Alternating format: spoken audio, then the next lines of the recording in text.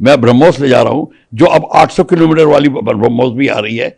मेरा 400-500 किलोमीटर दूर टारगेट है। मैं क्यों घुसूं पाकिस्तान बॉर्डर में? मैं या जैसलमेर की तरफ से सिंध क्या कहते हैं अक्रॉस अफगानिस्तान के बॉर्डर तक मार सकता हूं। इतनी डिस्टेंस है, पाकिस्तान चौड़ा थोड़ी है इतना।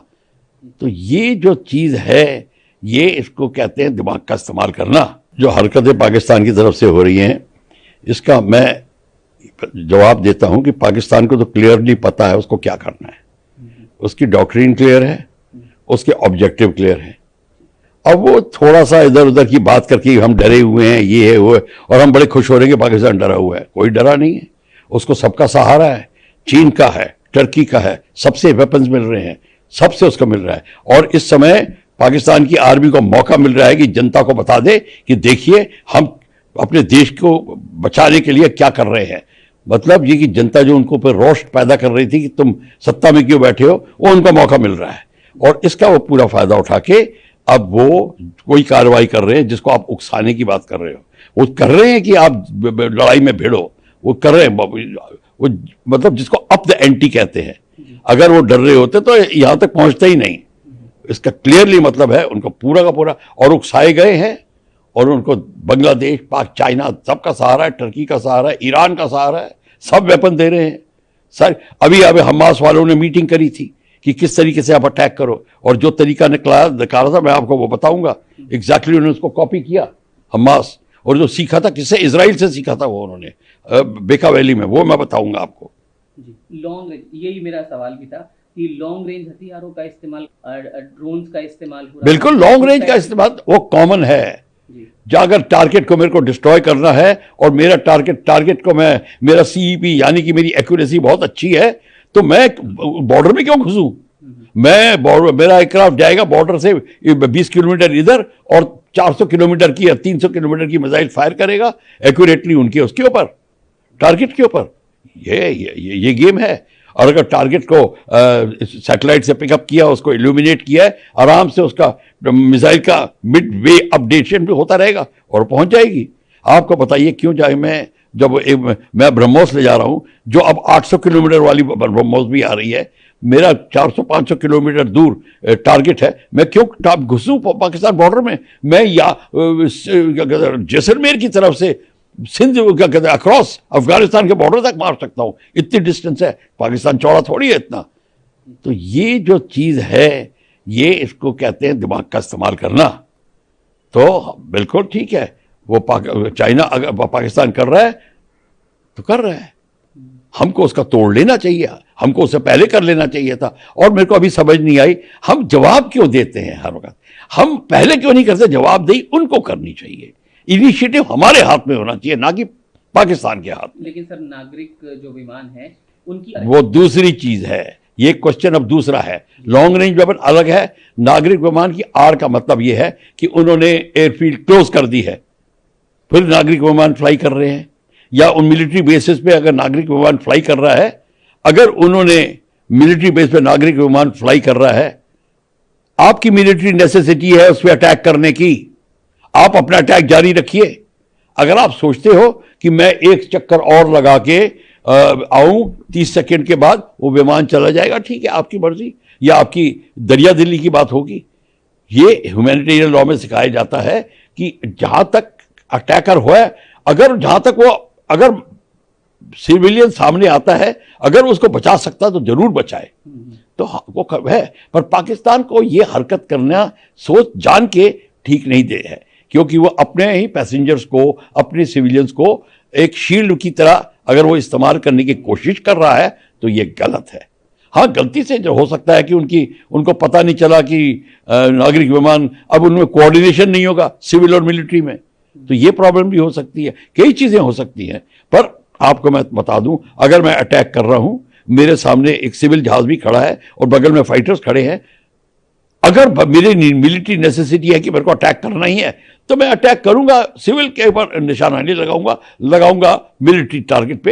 एक दो गोली अगर सिविल पे लग जाती है, वो मेरा कसूर नहीं है।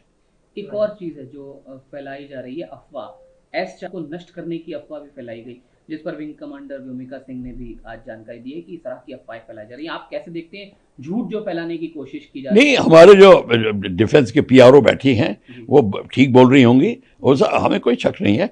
पर क्वेश्चन ये अफवाह फैलाना एक मेथड ऑफ वॉरफेयर है। अब देखिए अफवाह फैल गई है, चारों तरफ हिंदुस्तान में फैल गई है, मीडिया में फैल गई है। ये चाहते हैं पाकिस्तानी, तो आप जितनी अफवाह फैलाएंगे, उनके स्पिन डॉक्टर्स होते हैं, जितनी अफवाह फैलाएंगे उतना साइकोलॉजिकल वॉरफेयर में आप अपने पोजीशन तगड़ी करेंगे। ये तरीका हमको भी वही करना चाहिए, हमको भी करना चाहिए, और हम कर रहे होंगे, हमें पता नहीं है। ये आपको अवगत करा दूं, जब मीडिया को हम वॉर कॉरेस्पॉन्डेंस कोर्स कराएंगे तब उनको ये सब बातें पता चल जाएंगी। एक और चीज है जो कर्नल सोफिया कुरैशी ने कहा है कि जो कार्रवाई हो रही है वो काफी सुनियोजित तरीके से हो रही है और भारत जवाब दे रहा है। हालांकि आपने पहले उसका जिक्र किया कि भारत जवाब दे रहा है और काफी संयमित तरीके से जवाब दे रहा है। ये एनालिसिस एक बार आप नहीं, ठीक है, भारत संयमित तरीके से जवाब दे रहा है कि भारत ने अभी कोई घबराहट नहीं है भारत को। भारत सब कुछ देख रहा है और भारत को अपने पूरे इस जैसे इक्के दिखाने की जरूरत नहीं है।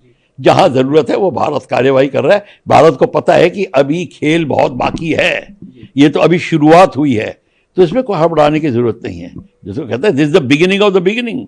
तो अभी ठीक है, एक हमको ये नहीं दिखाना कि हम हड़बड़ा गए हैं और काम ऐसे आए गए करके तू चल मैं आया टाइप काम कर रहे हैं। नहीं, अब हम अब सोच समझ के कर रहे हैं।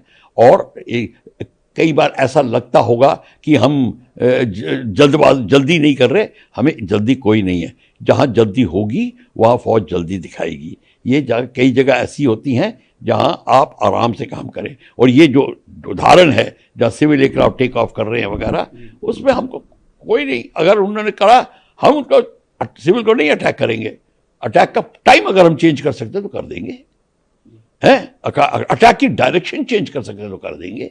ये ह्यूमैनिटेरियन लॉ में हम पढ़ाते हैं, मैं पढ़ाता हूँ, ये subject to arm forces commander, चाहे आर्टिलरी का कमांडर हो चाहे फाइटर लीडर हो, वो सबको यही आदेश दिया जाता है। और वो अपने देश में एक और चीज कर रहे हैं, कुछ वीडियोस जो नेताओं के जिसमें सरकार की आलोचना की गई होगी किसी भी मुद्दे पर, वो वहां पर उसको सर्कुलेट कर रहे हैं अपने किसी माध्यम से वो लोगों तक उसको। बिल्कुल, भारत ने कहा है इस बार कि हमारे यहाँ तो देश में आलोचना भी सरकार की। देखिए वो तो ठीक है, ये कहने और कहने की बात है, पर मिलिट्री जब रिक्वायरमेंट होती है, जब भारत पे थोड़ी संकट आता है, तो फिर उसमें आप अपनी डेमोक्रेटिक वैल्यूज़ को प्रैक्टिस करेंगे तो काम नहीं चलेगा।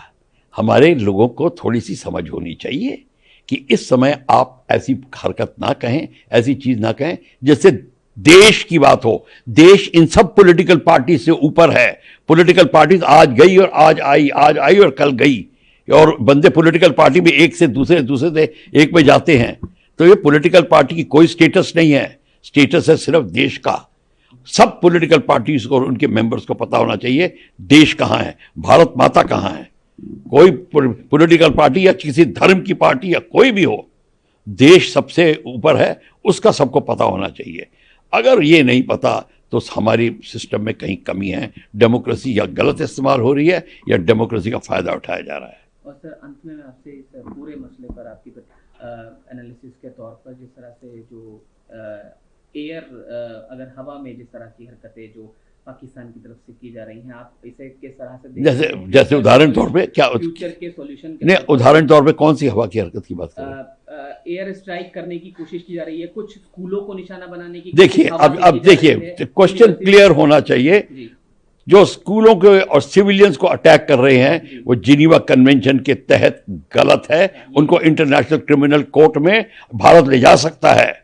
अगर आपके पास प्रूफ है कि फलाने कर्नल साहब या ब्रिगेडियर साहब या फलाने फाइटर एयरक्राफ्ट ने स्कूल पे जान के हमला किया है, उनका बहाना ये होगा, बता रहा हूं, कि स्कूल के अंदर इन्होंने गन्स छुपाई हुई थी, एंटी एयरक्राफ्ट गन छुपाई, वो बहाना लगाएंगे। इसके बाद में कोर्ट में केस जाता है, वो उनकी पेशी होती है। आईसीसी कंट्री को पूछता है कि तुम्हारे कर्नल जतिन ने ये किया है, आप क्या जवाब देते हैं? हमारी कंट्री जवाब देगी कि ठीक है हम इंक्वायरी करेंगे। इंक्वायरी करके या तो कहें कि हाँ हमने कर्नल को सज़ा दे दी है, उस किया, क्या सज़ा दी है बता दो। या अगर आप कहेंगे कि हम परवाह नहीं करते आप कौन हो, तो फिर दुनिया की बाकी कंट्रीज, सिक्योरिटी काउंसिल, ये वो मिल के आपके खिलाफ कार्रवाई करेंगे, चाहे आपका फंडिंग रोक दें, चाहे कुछ करें। मतलब ये यूनाइटेड नेशंस सिक्योरिटी काउंसिल में, और आपको गलत ठहराया जाएगा। ये भी देश के लिए बहुत बुरी बात है। तो मैं ये बता रहा हूँ कि गलत काम वो करना ह्यूमैनिटेरियन लॉ के तहत ये गलत है, सिविल पे अटैक करना। हाँ, अगर सिविल देखने में सिविल है और अंदर से बंदूक छुपा के आपको फायर कर रहा है, तब आप उसको, उसका मतलब है he does not now meet the definition of civil, he is no more protected.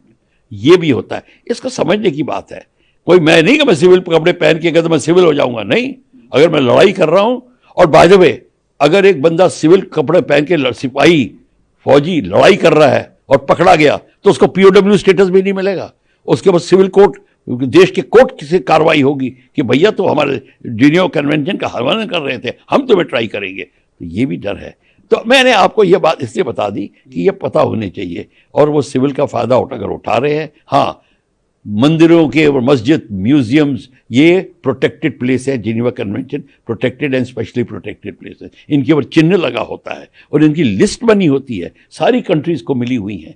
तो अगर जैसे मैं अटैक कर रहा हूँ, जामा मस्जिद पे अटैक कर दूं या बिरला मंदिर पे अटैक करूं, तो मेरे को बात से पूछा जाएगा आपने बिरला मंदिर पे अटैक क्यों किया।